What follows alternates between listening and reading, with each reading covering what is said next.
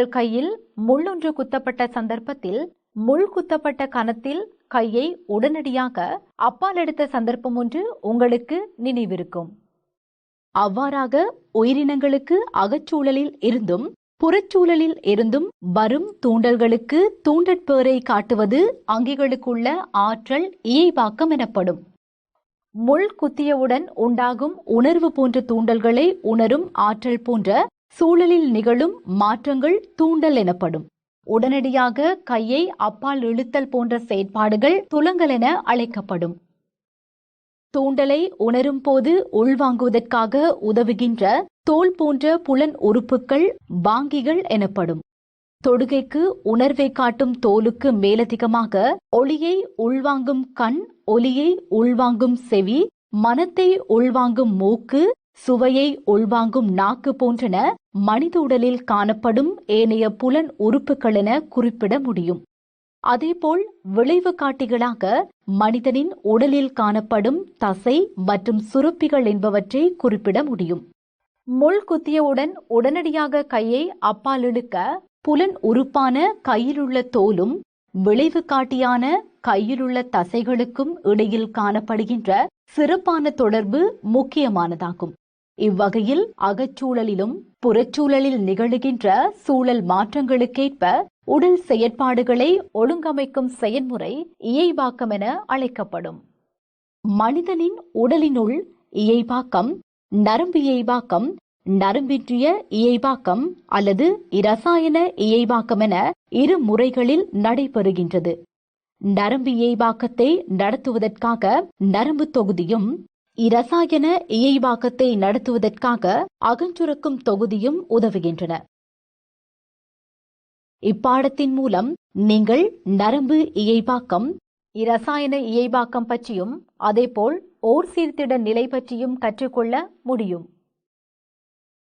தரம் 11 உயிரியல் விஞ்ஞான பாடப்பிரிவின் இன்னும் ஒரு முக்கிய பாட அலகான மனிதனின் இயைபாக்கமும் ஓர் சீர்திட நிலையும் எனும் பாடத்திற்கு உங்கள் அனைவரையும் அன்புடன் அழைக்கின்றோம். இன்று இப்பாடத்தின் மூலம் நிக் இணைந்துள்ள முறை விசேடமானது. அப்படித்தானே நிக்? எப்படி இருக்கின்றீர்கள் நண்பர்களே? ஆமாம், இப்பாடத்தை கற்றுக்கொள்ள நான் உங்களுடன் இணைவது இணையதளத்தின் மூலமாகும். நல்லது. நாம் இப்பொழுது நிக்கையும் சேர்த்துக்கொண்டு இப்பாடத்தில் கற்றுக்கொள்ளப் போவன எவை என அறிந்து கொள்வோம். முதலில் நாம் நரம்பு இயைபாக்கத்தை பற்றி கற்றுக்கொள்ள இருக்கின்றோம். அதன் கீழ் நரம்பு இயைபாக்கத்திற்கு இன்றியமையாத மைநரம்பு தொகுதியின் பகுதிகளான மூளை, முன்னான் பற்றியும், புலன் நரம்பு தொகுதி, இயக்க நரம்பு தொகுதி, தன்னாட்சி நரம்பு தொகுதி பற்றியும் கற்றுக்கொள்வோம். அடுத்ததாக கற்றுக்கொள்ளப் போவது இரசாயன இயைபாக்கத்தின் கீழ் ஓமோன்களின் இயல்புகளும் மனிதனின் அகஞ்சுரக்கும் தொகுதி பற்றிய விடயங்களாகும். இறுதியாக ஓர் சீர்திட நிலையின் கீழ் மனிதனின் குருதியின் குளுக்கோசு மட்டத்தை சீராக்கல், மனிதனின் உடல் வெப்பநிலையை சீராக்கல் என்பவற்றுடன் மனிதனின் உடலின் நீர் சமநிலையை பேணுதல் போன்ற விடயங்களை நீங்கள் கற்றுக்கொள்ள முடியும். நரம்பு தொகுதியினூடாக நடைபெறும் கனத்தாக்கம் ஊடுகடத்தப்படுவதன் மூலம் புலன் உறுப்புகளுக்கும் விளைவு காட்டிகளுக்கும் இடையில் சிறப்பான ஒருங்கிணைப்பு பேணப்படுகின்றது. இதற்கமைய மனிதனின் நரம்பு இயைபாக்கத்திற்காக நரம்பு தொகுதி பங்களிப்பு செய்கின்றது. மனிதனின் நரம்பு தொகுதி மைய நரம்பு தொகுதி மற்றும் சுற்றையல் நரம்பு தொகுதி ஆகிய இரு பிரதான பிரிவுகளை கொண்டது. நரம்பு தொகுதியின் செயற்பாடுகளை கட்டுப்படுத்துவதும் இயைபாக்கத்திற்காகவும் மைய நரம்பு தொகுதி முக்கிய பங்காற்றுகின்றது. மூளை, முன்னான் என்ற இரு பகுதிகளை கொண்டது. இவற்றுள் மூளை மண்டையோட்டினால் பாதுகாக்கப்பட்டு இருப்பதோடு முன்னான் முள்ளந்தண்டென்பு கோர்வையினால் பாதுகாக்கப்பட்டு உள்ளது. அதேபோல் மூளையும் முன்னானும் மெனன்டைடிஸ் எனப்படும் விசேட மூளைய மென்சவ்வினால் பாதுகாக்கப்பட்டு உள்ளது. மூளைய மென்சவ்வின் உள்ளும் மூளை அறைகளின் உள்ளும் முன்னானின் மைய கால்வாயின் உள்ளும் விசேடமான பாயம் ஒன்று அடங்கியிருக்கும். மூளைய முன்னான் பாயம் என அழைக்கப்படும். இப்பாய்மத்தின் மூலம் மூளைக்கும் முன்னானுக்கும் போசனையை வழங்குதல், அதிர்ச்சியை உறிஞ்சுதல், உலர் அடைவதிலிருந்தும் நுண்ணங்கி தொற்றிலிருந்தும் பாதுகாத்தல், வெப்பநிலை மாற்றத்திலிருந்து பாதுகாத்தல் ஆகிய பணிகள் ஆற்றப்படுகின்றன. மண்டையோட்டு குழியினுள் அமைந்திருக்கும் மனிதனின் மூளை மனிதனின் உடல் நிறையின் 1/50 மூளை நரம்பு கலங்கள் அல்லது நியூரோன் எனப்படும் மில்லியன் கணக்கான கலங்களினாலும் அதேபோல் நியூரோக்கிளியா எனப்படும் சிரத்தலடைந்த கலங்களினாலும் ஆக்கப்பட்டிருக்கும். மூளையின் வெளிப்புறம் சாம்பல் நிறமான நரம்புக்கல உடல்கள் காணப்படுவதோடு அவை நரை நிற சடப்பொருளென அழைக்கப்படும். அதன் உட்புறமாக நரம்பு நார் அமைந்துள்ளது. அவற்றில் காணப்படுகின்ற வெள்ளை நிறமான மயலின் கவசம் காரணமாக நரம்பு நார்கள் வெண்சட பொருள் என அழைக்கப்படும். மனிதனின் மூளை மூளையம், மூளி, நீள்வளைய மையவளையம் எனப்படும் 3 பிரதான பகுதிகளை உள்ளடக்கி இருக்கின்றது. மனித மூளையின் விருத்தியடைந்த பகுதியான மூளையம் இடது வலது அரைக்கோளங்களாக பிரிக்கப்பட்டுள்ளது. இவற்றுள் இடது மூளைய அரைக்கோளத்தின் மூலம் உடலின் வலது அரைப்பகுதியும் வலது மூளைய அரைக்கோளத்தின் மூலம் உடலின் இடது பகுதியும் கட்டுப்படுத்தப்படுகின்றது. மூளையத்தின் மேற்பரப்பு மடிப்புகளை கொண்டதாக இருப்பதனால் அரைக்கோளங்களின் மேற்பரப்பின் பரப்பு அதிகரிக்கின்றது.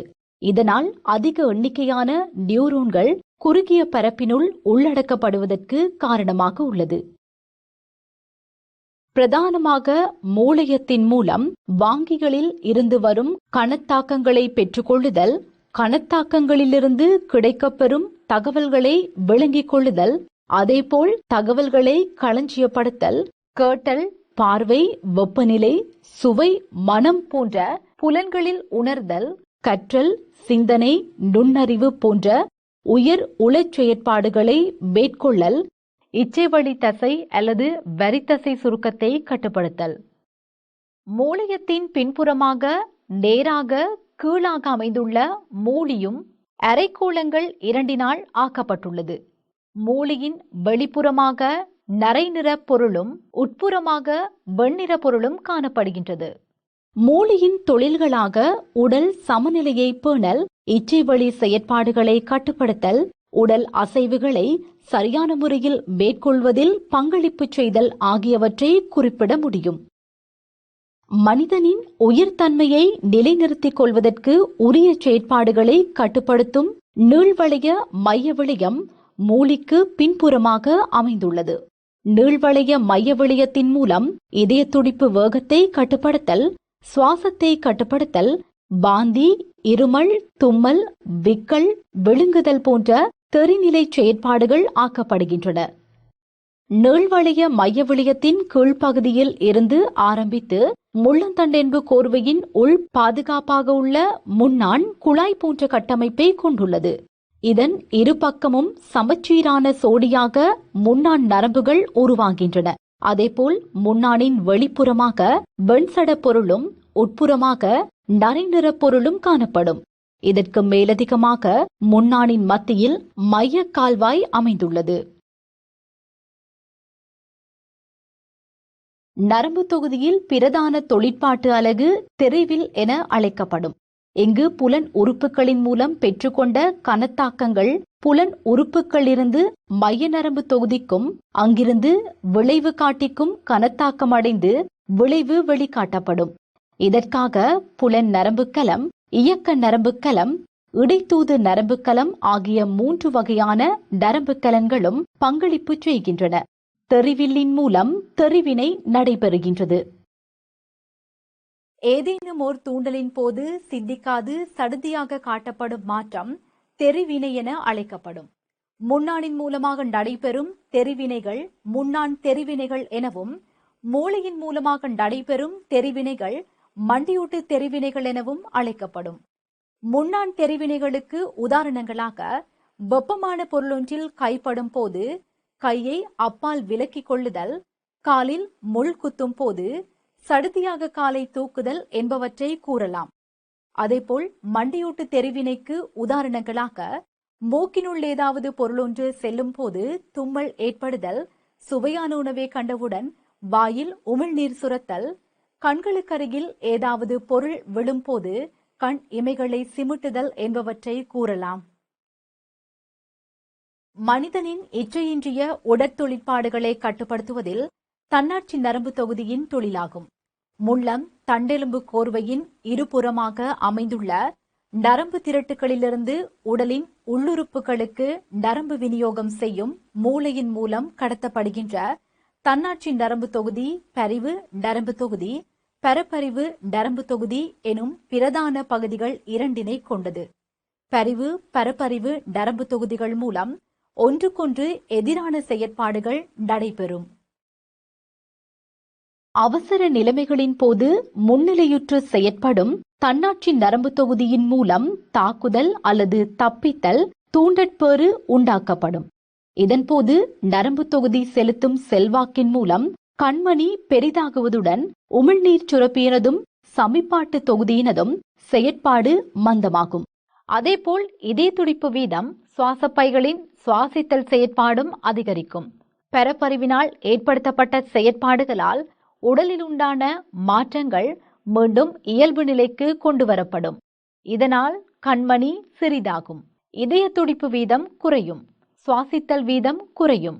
அதேபோல் உமிழ்நீர் சுரப்பியும் சமிபாட்டு தொகுதியும் படிப்படியாக செயற்படத் தொடங்கும். உடலில் காணப்படுகின்ற அகஞ்சுரக்கும் சுரப்பிகளின் மூலம் உற்பத்தி செய்யப்படுகின்ற ஓமோன்கள் மூலம் நடைபெறுகின்ற இயைப்பாக்கம் இரசாயன இயைப்பாக்கம் அல்லது ஓமோன் இயைப்பாக்கம் என அழைக்கப்படும். அகஞ்சுரக்கும் சுரப்பிகளில் கான்கள் காணப்படாததால் அவை கானில் சுரப்பிகள் என அழைக்கப்படும். ஓமோன்களை கடத்துவதற்கு விசேடமான கான்கள் இல்லாததால் ஓமோன்கள் நேரடியாக குருதிக்கு விடுவிக்கப்படுகின்றன.